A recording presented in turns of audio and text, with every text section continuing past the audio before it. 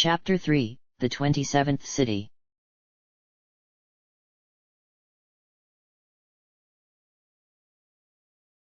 The 27th City.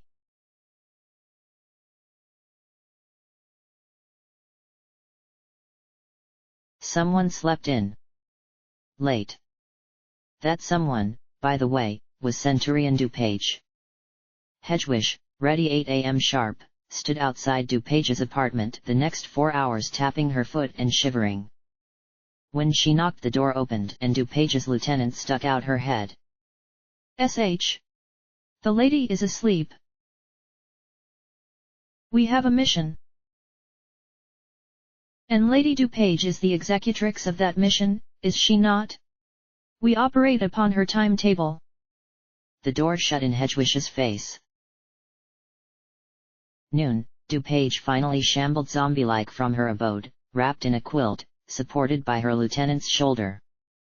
If Hedwig didn't know alcohol was strictly prohibited by her munificence's decree, and that Chicago's top brass never ever abused rank to flout such prohibitions, she might have suspected DuPage was hungover. In the car, DuPage immediately sprawled in the back seat, clutched her blanket, and conked out. She didn't snore, but she groaned enough. DuPage's lieutenant, named Aurora, drove. Hedwig rode shotgun. 5 hours of rural Illinois commenced. Aurora never spoke. A staunch "yes, milady" type, devoid of original thought. Nonetheless, 5 silent hours plays on anyone's nerves, and by the time they passed a sign that read St. Louis 22 miles, Hedwig fidgeted and rubbed her hands against her thighs. DuPage still slept. A florid orange swelled the sky. She asked Aurora, "Will we kill people?" Aurora said nothing. She stared ahead, a field sprawled past her face. They braked to let a car change lanes in front of them, they accelerated again. A minute passed. Hedwig returned to staring at her twisting hands. "You won't," Aurora said. They arrived in St. Louis. Sunset glazed the vast profusion of post-industrial fringe. Pipes and empty ironworks blanketed in ferrous silt, shards of shattered windows and the chug of a smokestack. Factories, walkways, rails, electrical wires heaped in three-point perspective over an uncertain vanishing point until they plunged so deep into its agglomeration that only a snatch of sky remained. Deadlights thrummed and tried to turn back on. Men shambled, disappeared. Dark tubes ran across every surface. Then they reached the river that divided Illinois from Missouri, and a theatrical set of spotlights shot upward at a 600-foot stainless steel archway and the cluster of elegant skyscrapers it dwarfed at its back.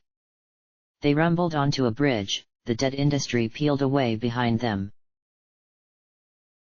Between Hedwig's seat and Aurora's, DuPage stuck her head, suddenly awake. "The Fud Gubbler is that?" She pointed. "The Gateway Arch, milady," said Aurora. "That's a thing? That's a real thing? It's the most famous landmark of St. Louis, milady. Take me there. We gotta go there." They went. Doors clicked open and DuPage lurched into the cold toward the tremendous metal archway. Her untied necktie flapped around her collar alongside her oily black hair. The Gateway Arch was located in a thin park that clung to the bank of the Mississippi River. At this hour, in this cold, few were present. DuPage made for the arch at a tilting gate, Aurora at her back. Hedwig tottered along. The last sunlight ebbed behind the western skyscrapers. "Amazing! Amazing! Humankind conceived this." DuPage sprawled her arms at her sides and stared up at the glittering arch. "We must go inside. Simply must." "Yes, milady." But when they arrived at the base of one of the arch's broad steel legs, where a ramp led to an underground entrance, a portly security guard stopped them. Just closed, ladies.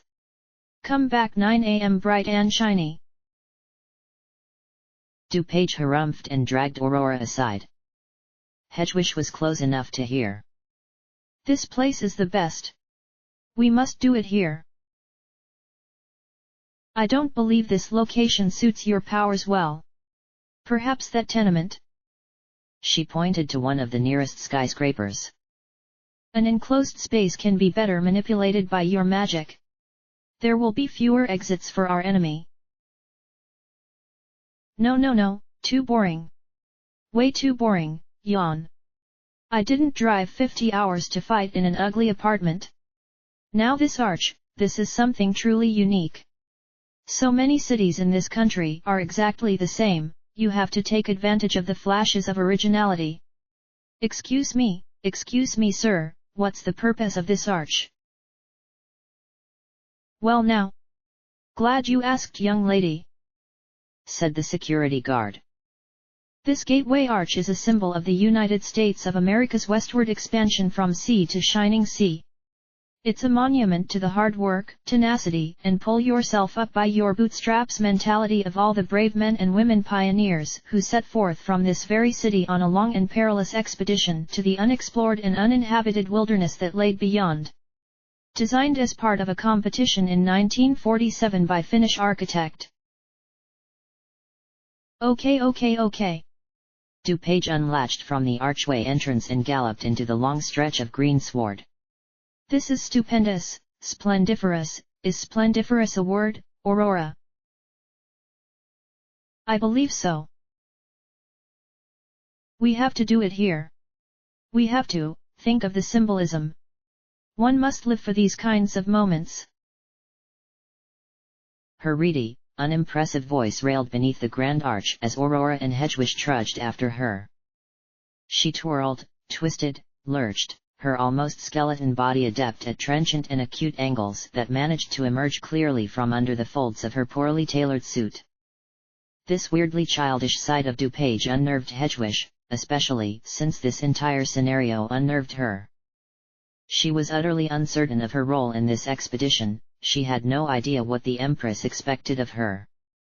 She was useless in combat against other magical girls, not bad, literally useless, and her one relevant skill set was mediocre healing.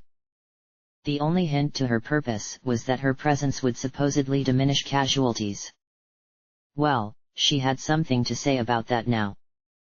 She didn't really want to say anything, she preferred to obliterate her presence as much as possible and allow DuPage to rave however she wanted, but the concern gnawed at her so finally she raised her hand half-heartedly and called to DuPage with a stage whisper. Yes, Lady DuPage. My apologies, but this is a rather public place, so if we were to fight here, it would be dangerous for civilians, the authorities might get involved. DuPage tumbled out of her reverie. She swirled at such a topsy-turvy angle it looked like she might drop, but as though she had a hidden center of mass in her feet, she snapped back upright and stared across the knoll. You, she said. It became immediately apparent DuPage had forgotten Hedwig's existence until then. I dislike you. Oh. Thank you, ma'am. I'll keep that in mind next time. But DuPage wasn't done. She glided across the grass until she and Aurora coalesced around Hedwig directly under the center of the arch. She pointed a gun finger at Hedwig's nose and jerked the hand up and down, up and down. Her. Why is she here, Aurora? The Empress commanded it. Useless. Good at fighting. No, said Hedwig. I can heal. You'll just die, said DuPage. My powers kill everyone. I fight better with fewer allies. Oh. Is that so? Thank you, DuPage, thank you for rising from your ancient sarcophagus to ooga booga your mummy curse upon her. Thank you. My powers kill everyone, Wow, it didn't even surprise Hedgewish, it seemed very in character. In fact DuPage was adept at killing everyone even without her fucking powers. Hedgewish felt the despair swell in her soul gem right now just being in her malefic presence. Nonetheless Hedgewish had not anticipated this development, she had expected something strong, but now she wondered. Perhaps that was the Empress's intention in assigning her to us, said Aurora. A light blipped in DuPage's chalk-gray eyeballs. She made the same erratic finger motion at her lieutenant. Yes, I sighs, now that's an idea, that's an idea. Junior Administrator, is there any reason why our munificent Empress would want you dead? Hedgewish said, no. Really? DuPage slinked closer, winded around her in a barely balanced semicircle. You did come out of nowhere and land a rather posh gig as Junior Administrator. Hard position to get. No hunting duty, not part of the standard chain of command. I recall wondering why we filled that slot with a nobody. Now I wonder, might you have something unique about you that may have placed you in the Empress's favor? And now taken you out of it? She swirled, her tie swished. She strode away, bent her spine backward, cracked a disc and then rolled her head around on her neck. She continued, I've known our dear munificent Empress a long while, Junior Administrator. Many long years. I know how she operates. I know how she thinks. Now I wonder, say, what did you wish for? The immense brightness of the spotlights that rose around them flushed the faces in vivid gleam. Aurora's glance remained sidelong, DuPage revolved and revolved. Hedgewish scratched her dry throat and swayed in the overwhelming sensation of this white blasted stretch of lawn. My wish, Lady DuPage, is classified. Even for you. DuPage smirked. An ugly, twisted coil of her threadbare lips. Her head tilted back, her whole body tilted back, she raised onto the heel of one foot. She erupted into cackles, forced out her mouth like a series of shotgun blasts. Hideous hag laughter that went on and on while Aurora stood stoic and Hedgewish twisted her thumb to relieve the knot building in her heart. Her wish. The laughter snapped closed and DuPage straightened, only for her marionette head to tilt onto her shoulder again. Incubator, she said telepathically, you're here, I make it a habit to always remain near magical girls, even those who deny my assistance. He crawled from a tuft of tall grass and trailed a shadow 10 times his length behind him. His tail flicked and his eyes looked at all of them and none of them. Do me a favor, Cube. Contact all magical girls in the area. Inform them this city is now under the jurisdiction of the Empire Chicago, as claimed by I, 1st Centurion DuPage. Explain that they must vacate the city as quickly as possible to avoid a confrontation. If they wish to discuss this city's change in management, they may do so at the Big Arch Place. Cube's tail swished back, forth. I suspect this is a pretense to fight, Mrs. Fahany. Problem? Considering your particular powers, I suppose not. Very well, I shall communicate your message. He skulked from whence he came and a sudden sullenness descended upon DuPage. She hissed an irrelevant order for Hedgewish and Aurora to maintain position and paced between the spotlights. Her hands kneaded together and a scowl undulated across her face. Hedgewish had her own worries, of course. If I'm not needed, perhaps I should remain at the car, she said to Aurora. Aurora, stalwart, stone-faced, that would violate the Empress's direct order to oversee this campaign. At least DuPage questioned her no further about her relationship to the Empress or her wish, because Hedgewish was not a steel-spined individual and it wouldn't take much duress for her to blab everything no matter how classified. It was stupid anyway, her wish had zip to do with zilch, the Empress only cared about it the way she cared about her crusty-ass Renaissance feminist literature. Maybe DuPage and Aurora had been joking. Despite Aurora's stiffness, her relationship with her superior felt a little more casual than the standard Centurion-Lieutenant chain of command. Were they hazing the newbie? Surely they wouldn't actually kill her if they didn't have explicit orders, right? Right? Right? She better fucking hope so. Her innards crawled like something alive. If DuPage's powers killed allies and enemies alike, it had to be some kind of area of effect, a big inferno blast, a sphere of ice, electroshock wonder emporium, that kinda shit. But why was Aurora so calm? What were Aurora's powers?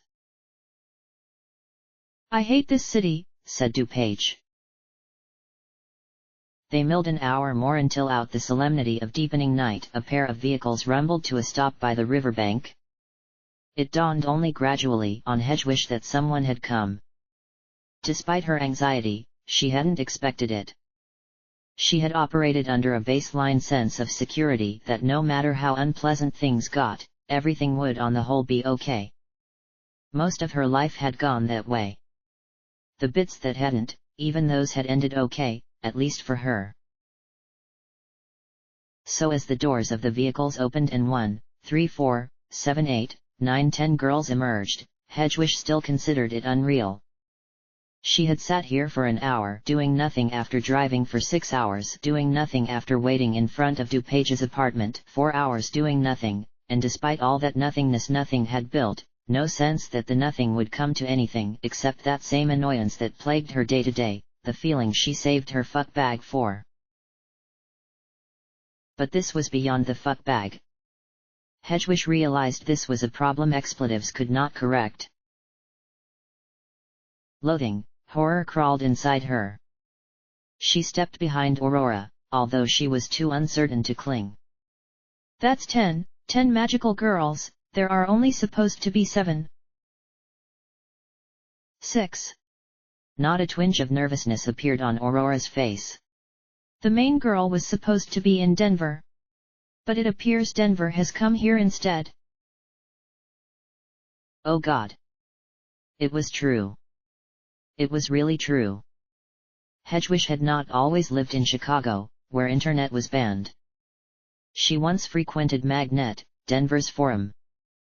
There she was, at the head of a fanning formation as the magical girls trudged up the embankment and across the lawn toward the arch and toward Hedgewish, the magical girl from Denver, Colorado. Thin, trim, her hair tied into a whirl by criss-crossed obsidian sticks, a pair of rimless glasses to give her severe eyes a librarian quality. Hedgewish had only seen her in costume in the pictures she shared on Magnet, but even in a double-breasted velvet coat that swished around pretty ankles she recognized her. The slatternly and disheveled DuPage slouched forward, swayed like a drunkard, sizzled with the spark of a sickly smile. She extended her arms wide at the 30-odd meters that divided them from Denver's Cotter. Oh ho ho ho ho, oh ho ho ho ho ho. God's benison bursts upon me, what fortune! The lovely lady of Denver has clicked her ruby slippers into my wicked presence. Charmed, charmed, charmed. She rolled her body forward in an illustrious bow until her forehead touched the grass, then she immediately drew back. Denver stopped. She motioned a sharp hand for her 9 followers to stop. A hodgepodge assortment of magical girls, tall and short and young and old, in sweaters and puffy jackets, and one girl in a white tuxedo with a shovel perched on her shoulder, a girl who looked vaguely familiar but Hedgewish couldn't place her. If 7 were the girls who lived in St. Louis, then Denver had scrounged 2 more out the woodwork somewhere, and Hedgewish would place bets on Tuxedo Shovel for one of those 2. Nobody else stood out. So you're Centurion DuPage? Denver's voice contained a practiced clarity. It traveled far and distinct. My reputation swells. Several states from home, no. From one of the arch's legs, the security guard watched with a bemused expression. Guy, if you know what's good for you. I've been aware of your aims here some time, said Denver. Your pseudo-Roman cult has grown too megalomaniacal for my tastes. I was willing to abide its draconian ways while it contained itself to its own city. I was even willing to empathize. A large metropolis, a den of wraiths, 100 magical girls, maybe, I thought, maybe your measures, your prohibitions, your punishments were necessary. Was this a speech? It sounded pre-written. DuPage tried to speak before Denver cut her off and continued. But your sham empress isn't satisfied with mere Chicago, is she? First, she gobbled Milwaukee. Swallowed the whole city. The girls there existed one day and disappeared the next. I knew those girls, I did that. DuPage flourished. I captured Milwaukee, all by myself I might add. Were my friends, I sent word to your empress, and she told me, Milwaukee is very close to Chicago, it makes sense to unify our governments, it'll be more efficient. And because I didn't take more than a day, waltzed right in and let loose my powers and poof. You'll see how I did it soon enough. Because I did not have the means. Will you shut up and fight already? Because I did not have the means to contest, I allowed your empress her prize of Milwaukee. And she assured me she would conquer no more, and for months she kept her promise. DuPage gave up trying to interject, she rolled her eyes and made yap-yap hand motions. But then, last week, I learned that the girls in Minneapolis have all gone missing. And who is behind it? None other than the so-called Empire of Chicago. Well, Miss DuPage, I know my history. I learned what England and France and the other allies did to Germany in the years before the Second World War. I know what appeasement means. Well, I've decided I won't stand for it, and so I'm taking a stand here, me and the girls you see gathered with me. We. Okay. Okay. DuPage stomped her feet and shook her fists. I get it, Miss Winston Churchill, you wanna bring down the big bad empire. Alright, now can we get to the killing each other part? We have decided to form a united front against your tyranny in order to protect the liberty of magical girls throughout North America. The small group you see before you consists of girls from 3 different cities, and after we repel you here, there will be even more cities that join. Hogwash, tripe. DuPage raised a spindly arm overhead and snapped her fingers. A swirl of sparkling light enveloped her and she emerged transformed. All Chicago magical girls have the same outfit when transformed, golden plate armor with a matching helmet. Like white suits, Hedgewish hated golden armor. But DuPage, as a centurion, got a different costume. Still black gold, but instead of plate armor she wore a long cloak, shaped oddly, draped from her shoulders like a cylindrical tent that tapered outward at the base. It looked dumb, that was Hedgewish's pronouncement, especially the outrageous oversized collar and the translucent veil that fluttered from a pointed headdress. Very little of DuPage's actual body was visible. Only a bit of her chin and its smug smirk. Of course, this transformation cost Denver and all her goons, except Shovel Girl in the tuxedo, to transform. Aurora transformed too, into the standard Chicago armor. The security guard's expression switched to utter shock. Hedgewish gaped back as if to say same here pal. Major faux pas for magical girls to reveal themselves in the open. Of course, over the centuries plenty of normal humans had stumbled upon magical girls in the act, and although he never said so explicitly, everyone knew Kyubey wiped their memories because no magical girl-related conspiracy theories floated the web. Speaking of which, Hedgewish, crouched behind Aurora, turned to a Kyubey lounging carefree in the grass nearby. "Aren't you gonna stop this? Magical girls aren't supposed to fight each other, isn't that a rule? Under ordinary circumstances, correct. It's quite inefficient for magical girls to waste energy killing one another instead of killing wraiths." Kyubey rolled over and batted his paws in the air. But Mrs. Fahini's unique skill set flips that dynamic on its head. The fuck did that mean? "Better transform, Junior Administrator," said Aurora. "No talking your way out." Shit. This was real. She glanced past Aurora at the 10 magical girls arranged at the other end of the lawn, spread between two of the larger spotlights and their skyward beams, an eclectic mix of colors and costumes, sleek and beautiful and cool and deadly, their vast array of impractical but awesome weapons brandished and aimed. Aimed at her, Hedgewish, who never did anything. Well, mostly aimed at DuPage. But Hedgewish was close enough for the crossfire. She tapped her ring. It transformed into her soul gem, and without pomp or circumstance she manifested her golden armor. It clamped upon her body, arms, shoulders, torso, thighs, shins, plus a cumbersome helmet to narrow her vision. Not like this armor increased her defenses more than a smidge, not like if a magical turbo bullet fired from an enchanted arquebus plowed into her head she wasn't kissing that head goodbye. The armor had one practical purpose, it concealed her soul gem. Hedgewish wore hers just above her left knee. An odd spot, knees were optional, they could be shed like lizard tails, but in a fight against sentient beings she suspected they'd more likely aim for her heart than otherwise. She hoped. Oh fuck, she hoped, oh fuck. Please God. Hedgewish knew God was there and could hear her. Please God, don't let me die here, in this stupid place in this stupid way. "You're outnumbered," said Denver, now an awkward cosplayer in a sleeveless platinum vest and matching miniskirt. "I understand you consider yourself a hotshot, DuPage, but even now you wanna talk?"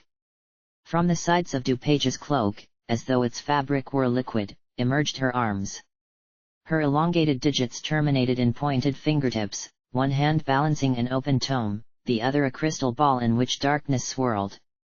"I'm so bored. Let's all die already." Then she started to speak in tongues. Like a demonic possession. A deluge of nonsense words filled with ominous gutturals and hard-stopped consonants, words upon words that echoed in the stale night air and seemed to stem from some ancient civilization that died inside DuPage's lungs. Hedgewish's hands were numb from trembling as they clutched her weapon, a staff with a heart-shaped tip, and she slowly stepped backward ready to bolt. The incantation deepened as from DuPage's crystal ball streamed wispy shadows that poured to the grass and seeped across the ground. "Let's attack," said Tuxedo Shovel Girl. "No, everyone stay back, we don't know what she's doing," said Denver. "And spread out, it's going to be area of effect." DuPage's voice deepened, it no longer sounded like her at all, a swollen, submerged sound issued from her throat, unrecognizable even as language real or invented. The sounds became cries, shrieks, reverberating pulses of fury and anguish, distorted unearthly noise.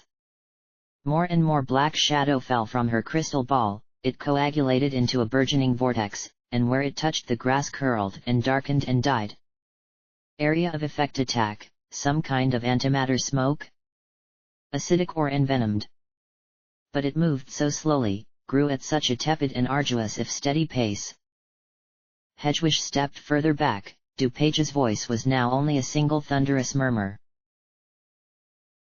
The security guard's eyes had gone blank. He stared toward the plume without seeing. Transfixed, hypnotized. But nobody else was. If it only affected ordinary humans, then what use was? Oh God! Oh God, she knew. She knew what it was. What DuPage was creating.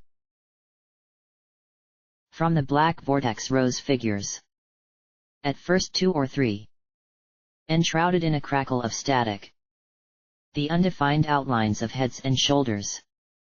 But then more emerged, 10, 20, 30, more and more, packed tightly together in the dimensions of the ever-widening gyre. Denver and her squad started to realize too.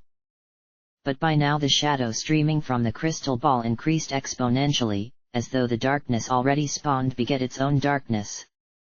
What had been a concentrated swirl in the empty space directly in front of DuPage now swept outward in all directions like a liquid wave, past Hedwig's ankles and beyond, past the expanse under the arch, into Denver and her group.